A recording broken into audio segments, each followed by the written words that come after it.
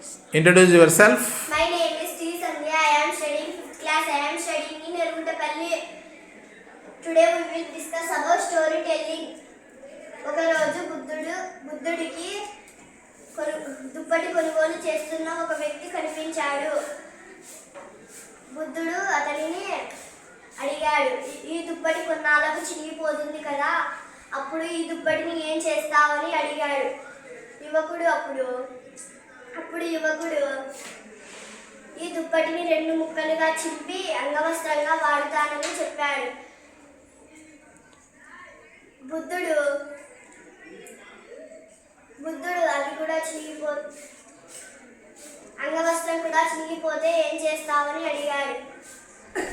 అంగవస్త్రం కూడా చినిగిపోతే ముక్కలుగా చింపి ఇల్లు తుడవడానికి వాడుతానని చెప్పాడు. అవి కూడా చినిగిపోతే ఏం చేస్తావని అడిగాడు బుద్ధుడు. యువకుడు ఇప్పుడు ముక్కలుగా చింపి మట్టితో పిసికి బొమ్మలు చేసి అమ్మగా వచ్చిన డబ్బులతో కొత్త దుప్పటి కొంటానని చెప్పాడు.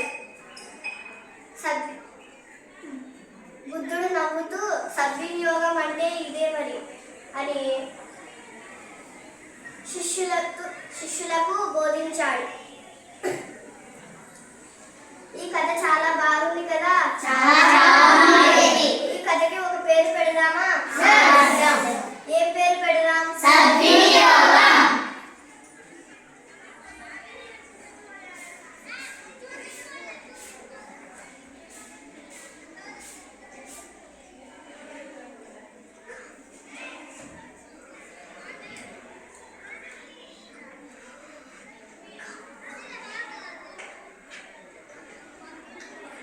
Very good, Sandhya. Give big clap, Sandhya. Excellent, Mama.